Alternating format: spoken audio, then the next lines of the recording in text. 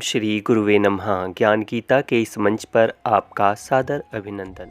माघ मास कृष्ण पक्ष षठ तिला एकादशी व्रत कथा।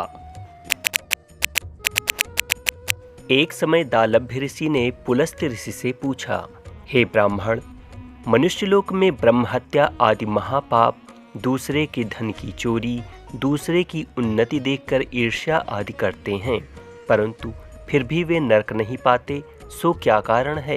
न जाने कौन सा अल्पदान या अल्प परिश्रम करते हैं, यह सब आप कृपा पूर्वक कहिए।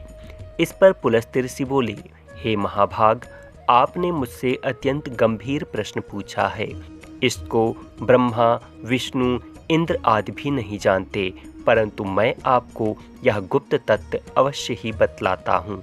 माघ माह के आने पर मनुष्य को स्नान आदि से शुद्ध रहना चाहिए और इंद्रियों को वश में करके तथा काम, क्रोध, लोभ, मोह, ईर्ष्या, अभिमान आदि का त्याग कर भगवान का स्मरण करना चाहिए।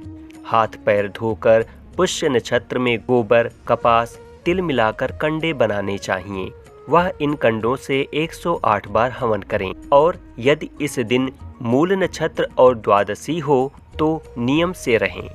स्नान आदि नित्य क्रिया से शुद्ध होकर भगवान की पूजा, कीर्तन तथा हवन करना चाहिए। दूसरे दिन धूप दीप नैवेद्य से भगवान की पूजा कर खिचड़ी का भोग लगाना चाहिए। इस दिन कृष्ण भगवान का पूजन करना चाहिए। पेठा, नारियल, सीताफल या सुपारी सहित अर्घ देना चाहिए और फिर स्तुति करनी चाहिए। हे भगवान, आप अशरणों को शरण देने वाले हैं, आप संसार में डूबे हुए का उद्धार कीजिए।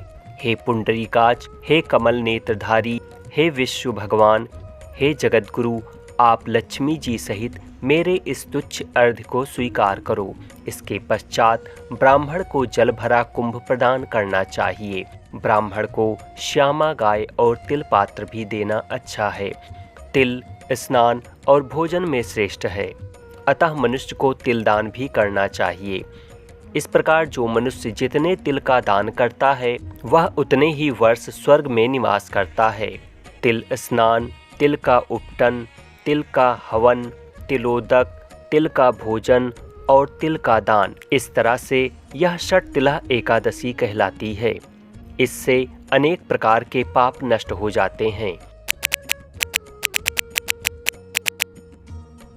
एक अनुरोध, अगर आपने अभी तक हमारे इस ज्ञान गीता चैनल को सब्सक्राइब नहीं किया है तो चैनल को अभी तुरंत सब्सक्राइब कर लें, क्योंकि हम आपके लिए ऐसे ही ज्ञानवर्धक, रोचक, उपयोगी और महत्वपूर्ण विषयों को लेकर के आते रहते हैं। नारद ऋषि बोले, हे भगवान, आपको नमस्कार है।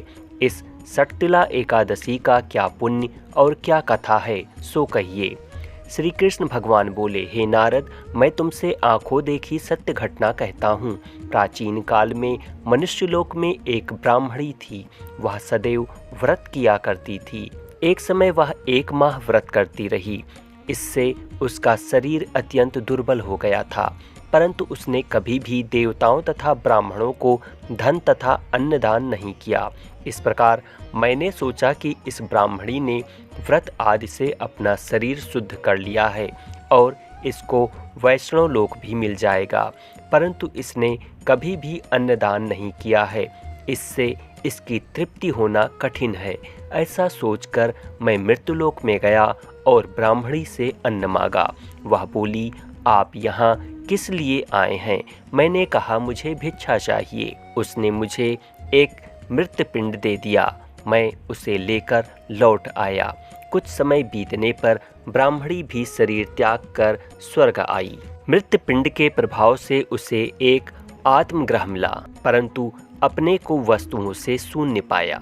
वह मेरे पास आई और बोली, हे भगवान, मैंने अनेकों व्रत आदि से आपकी पूजा की है, परंतु फिर भी मेरा घर वस्तुओं से शून्य है। मैंने कहा, तुम अपने ग्रह जाओ, देव स्त्रियां तुम्हें देखने आएंगी। जब तुम उनसे षठ तिला एकादशी का पुण्य और विधि सुन लो, तब ही द्वार खोलना। भगवान के वचन सुनकर वह अपने घर को गई और जब देव स्त्रियां आकर द्वार खुलवाने लगीं, तब वह ब्राह्मणी बोली, यदि आप मुझे देखने आई हैं तो षटतिला एकादशी का महात्म्य कहिए। उनमें से एक देव स्त्री बोली, सुनो मैं कहती हूँ। जब उसने षटतिला एकादशी का महात्म्य सुना दिया, तब उसने द्वार खोला। देव स्त्रियों ने उसको सब स्त्रियों से अलग पाया। ब्राह्मणी भी देव स्त्रियों के कहे अनुसार षटतिला का व्रत किया और इसके प्रभाव से उसका गृह धन धान्य से भरपूर हो गया। अतः मनुष्यों को षटतिला एकादशी का व्रत जरूर करना चाहिए। इससे मनुष्य को जन्म जन्म में आरोग्यता प्राप्त होती है और दारिद्रता नष्ट होती है। इस व्रत से मनुष्य के समस्त पाप नष्ट हो जाते हैं। षटतिला एकादशी की जय। श्री हरि विष्णु की जय। आपको हमारा यह वीडियो कैसा लगा हमें कमेंट करके जरूर बताएं। वीडियो अच्छी लगी हो तो चैनल को सब्सक्राइब व वीडियो को ज़्यादा से ज़्यादा लोगों को शेयर अवश्य करें, जिससे उन्हें भी यह महत्वपूर्ण जानकारी प्राप्त हो सके। एक आवश्यक सूचना, अगर आपको ईश्वर के दिव्य लीलाओं, संस्मरणों और संतों के दिव्य जीवन चरित्र से जुड़ी वास्तविक कहानियों को जानने की रुचि है तो आप हमारे दिव्य संस्मरण YouTube चैनल को भी सब्सक्राइब कर लें। चैनल का लिंक इस वीडियो के डिस्क्रिप्शन बॉक्स में दिया गया है। शीघ्र मिलेंगे एक नई वीडियो में कुछ नई जानकारी के साथ। तब तक आपके स्वस्थ, सुखी और मंगलमय जीवन की कामना के साथ मैं विवेक कुमार श्रीवास्तव आपसे विदा चाहूँगा। धन्यवाद।